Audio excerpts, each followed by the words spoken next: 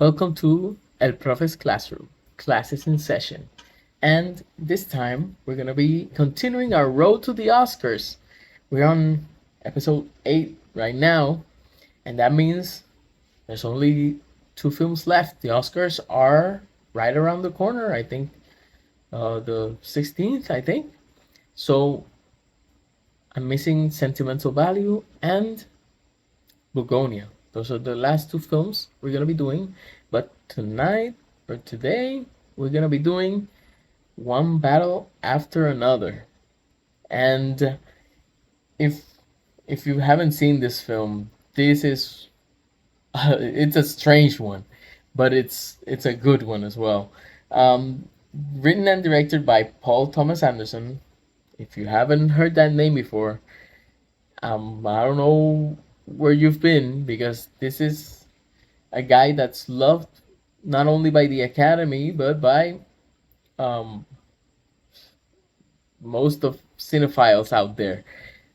He has directed films like There Will Be Blood, Boogie Nights, Licorice Pizza, The Phantom Thread, The Master, and a bunch of other films.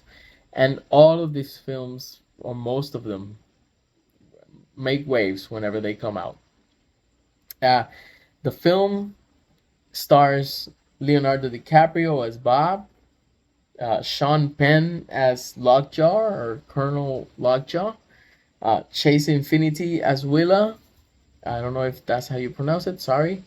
Benicio del Toro as the Sensei, Regina Hall as Deandra, and Tiana Taylor as Perfidia or Perfidia. I don't know. I think I remember her saying Perfidia.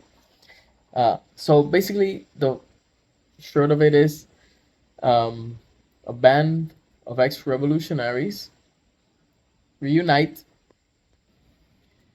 reunite to basically rescue the daughter of Bob, who was taken by the government basically. And what I think is smart about this film and why I think it's probably gonna be the one that's gonna win the Oscar is because it takes things that are going on right now when it comes to border patrols and ICE and all that stuff and makes a movie about how the world might become. And it's fascinating because when you hear all those films I told you about, Licorice Pizza, Boogie Nights, Phantom Thread, um, The Master, most of these films are about going to the past. Paul Thomas Anderson really likes to analyze uh, different periods uh, in of the last, I guess, 100 years or so. But he has this is sort of it has some elements of sci-fi or alternate history where what is going on is what I think Paul Thomas Anderson in some way believes might continue to go on if things keep going like they're going. So it's it's simple stuff like, you know, white supremacists are on the up and up, and they're out there, um, and there's groups of people who have become basically what they would be called domestic terrorists, um, so that they can fight the government. The revolution will not be televised. So Leo DiCaprio does a good job because he plays um, a guy who really became entangled with this revolutionary movement, and he's he sort of is one of those in the front lines. He falls in love with another revolutionary, and they have this daughter, um, and he sort of understands that suddenly there's more important things in life than the fight.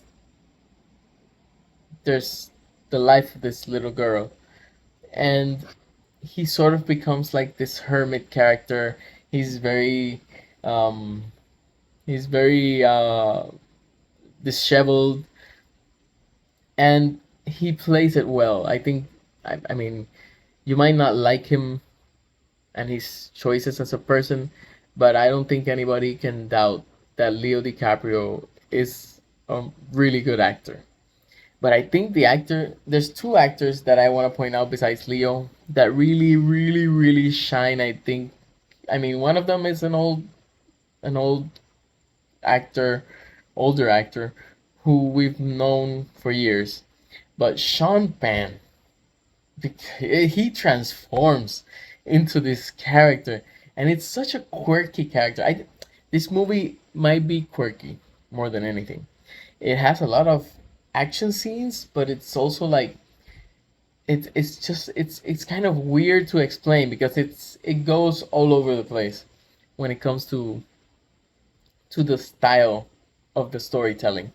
And Sean Penn as this Colonel Lockjaw who wants to become uh one with the white supremacist movement, but he realizes he likes people of color in terms of, he's attracted to them. So so that's it's a funny and not funny. I wouldn't say funny. It's a clever way of putting that thought that, you know I hate them, but I'm still very attracted to them. Uh, so Sean Penn does a great job, but also Tiana Taylor in the few. I think she's in the film for like half an hour, but that half an hour, what a character!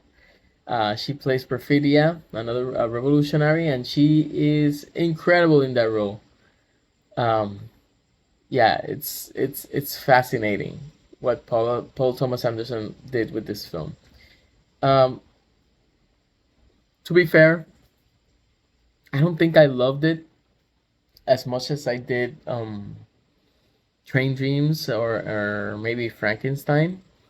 But that's just I'm sure it's mostly because I'm more attracted to those styles of filmmaking.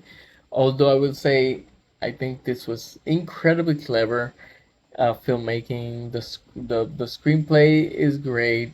There's some stuff with being woke, but the way that inter they integrate it into this dystopian future world. It's so good, and I don't want to give up too much because I think it's a better experience if you don't know that much. So I don't want to give spoilers, but this is one of those films that are very difficult to explain. Uh, you can tell that this is done by a very, very, very talented director. The acting is on point, and I definitely think this is probably gonna be the winner of Best Picture. Um, I think just the Paul Thomas Anderson glow, I guess, it might be very tempting. Not to mention the fact that this is still a great film. But One Battle After Another is a very interesting take on the culture wars, um, race, identity, how to fight the power, and all of that in a film that has some good action. It's also contemplative, but it's also funny at times, and that's never and very it's a tightrope to be able to juggle all of those um, tones in a film successfully. So check One Battle After Another out. Tell me what's your favorite PTA film, I think I would probably say um, Boogie Nights. Maybe The Master is also incredible. Ah, yeah. There Will Be Blood is a masterpiece as well. I mean, it's hard to pick. So tell me, which is your favorite Paul Thomas Anderson movie? And tell me what you thought about One Battle After Another. So, with that said, those are my thoughts on One Battle After Another. Class dismissed.